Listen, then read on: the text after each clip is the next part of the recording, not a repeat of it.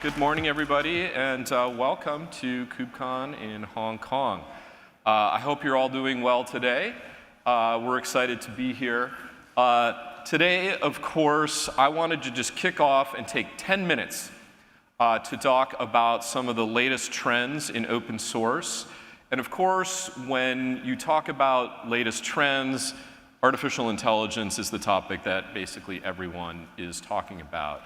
You know, artificial intelligence is clearly going to be something that changes all of our lives in general. Already we're seeing frontier models assisting in drug discovery, in autonomous driving, in all sorts of innovation that really will make all of our lives change over the next several decades.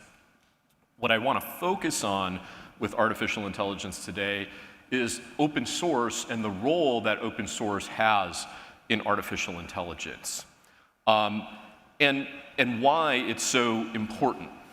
And this year is a special year for open source as it relates to artificial intelligence, because in January of this year, the world was really shocked and surprised when DeepSeek here in China released a large language model that was incredibly performant, and they open sourced that model and sort of shocked the world. It caused NVIDIA's stock to drop 17%. For those of you who are worried about NVIDIA, don't worry. They are now the world's most valuable company again, so they just last week they fully recovered from that. But it really showed that open source is a force multiplier, that the sharing of ideas accelerates innovation, and it sort of kicked off this trend where we're seeing now, every couple of weeks, a new open source model come out that's incredibly performant. This was such a big deal that it even caused folks like Sam Altman of OpenAI to say things like, hey, maybe we're on the wrong side of history. Shortly after Altman said this, OpenAI announced that they would be releasing an open source model later on this year. Work in open source AI continues in the United States. Meta leading that path. Meta was the creator of things like PyTorch. Meta is the home to the Llama set of models. And I think you're going to see more innovation come out of organizations and labs like Meta in open source, and be surprised at how performant and amazing that technology is.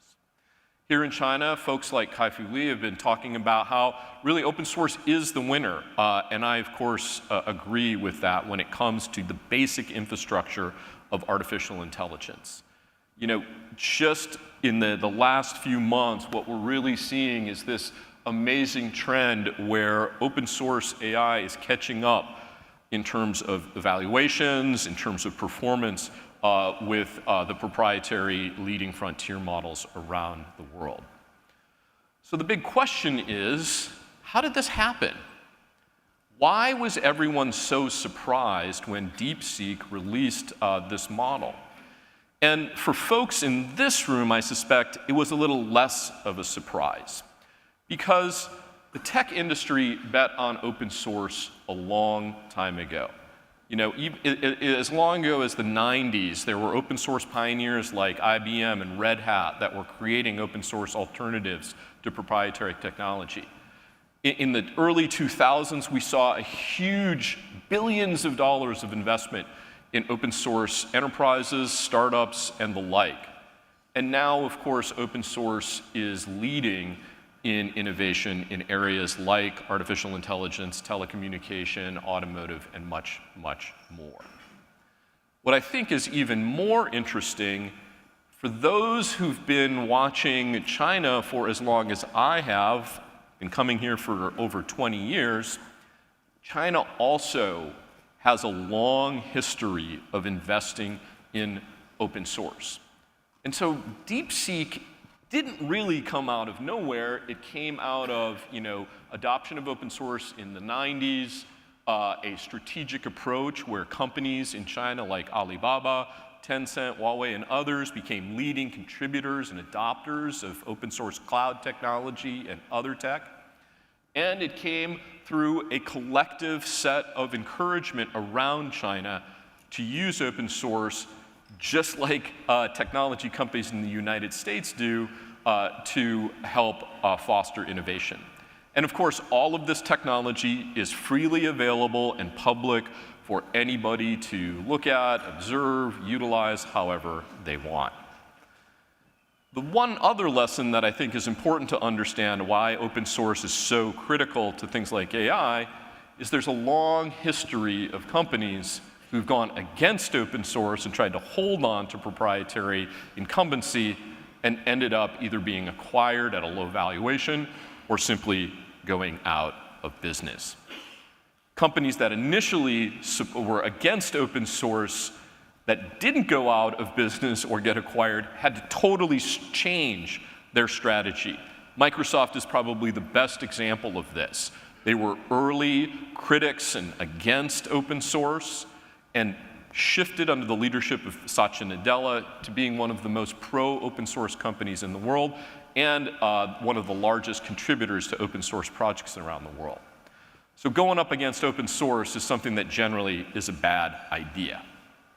The question then is, why is open source so powerful in all of this technical innovation? And the answer is because it's extremely valuable financially. I mean, we did a study with Harvard Business School that looked at the demand side value of open source. If you had to go purchase all of the open source that people use to create technology, products, and services, how much would it cost? And that cost came back at a collective $9 trillion. That's why open source is so powerful. It's freely available, high-quality software that you use to build technology, products, and services. In fact, 70% of any modern product or service is open source. Developers choose an open source framework. They go to places like NPM and Ruby gems and all these different components and open source libraries that solve problems. They combine them together, and they focus only on the small percentage of code that matters to their customers or users. What that does is, one, saves $9 trillion collectively. Two, you focus on the things that matter to your customers and to your users that only you would understand as a company or an individual because you're working with your customers every single day. And all of the infrastructure is created by an open source community that knows how to build that infrastructure effectively. Now, the one thing I want to remind everyone, particularly here in China, is I think there's a lot of enthusiasm about open source right now. You know, I was in Beijing last week. I've been going around talking to people. There's tons of enthusiasm about open source. But remember, just open sourcing your code isn't good enough.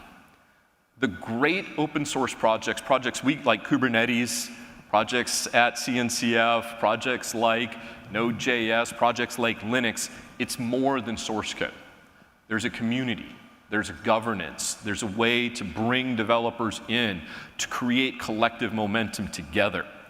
And so as we're getting excited again about open source during this open source AI moment, I want to remind folks that open source really works when you build a community around it.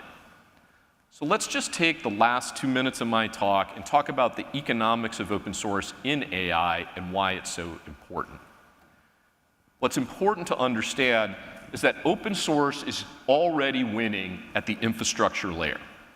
And that's a good thing. Because what it does is it pushes costs down at the infrastructure layer and drives innovation up at the application layer. And the application layer is what we all care about. We care about self-driving cars. We care about drug discovery. We care about smart cities. We care about interactive chatbots. It's the application that you're buying.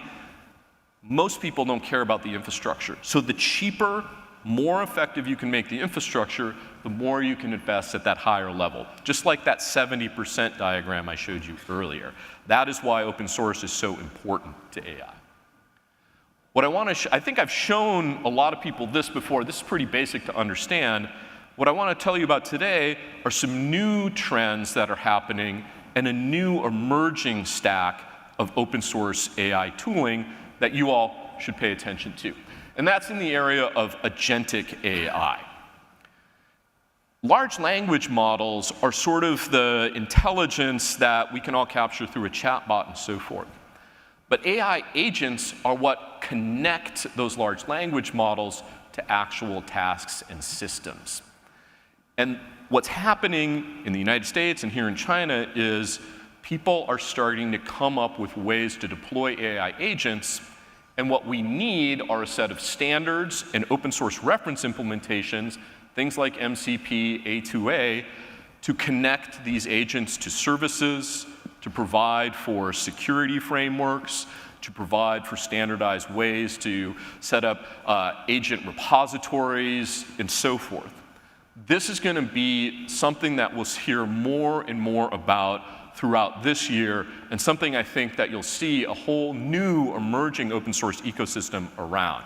And that's going to be good, because it's going to push costs down, it's going to accelerate time to innovation, and it's going to allow for better agents that are transparent, safe, and effective that people can use to do whatever task they want to do.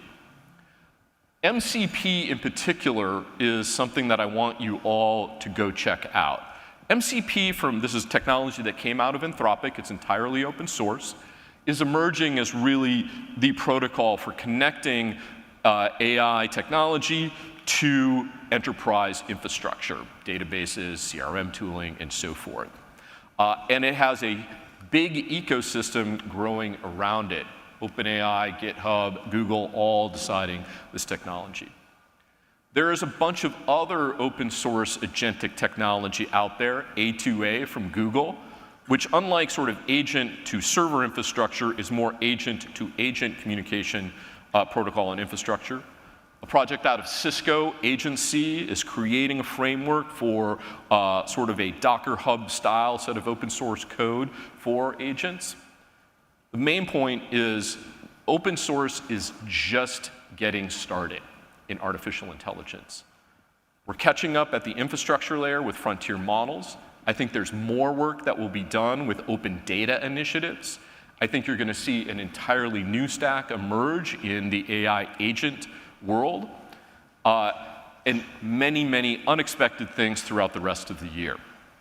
And so with that, I would like to switch from artificial intelligence broadly and have Chris Anichek, the CTO of CNCF, come up and talk about what's going on in CNCF and how CNCF is also supporting this AI trend in open source. Thank you very much.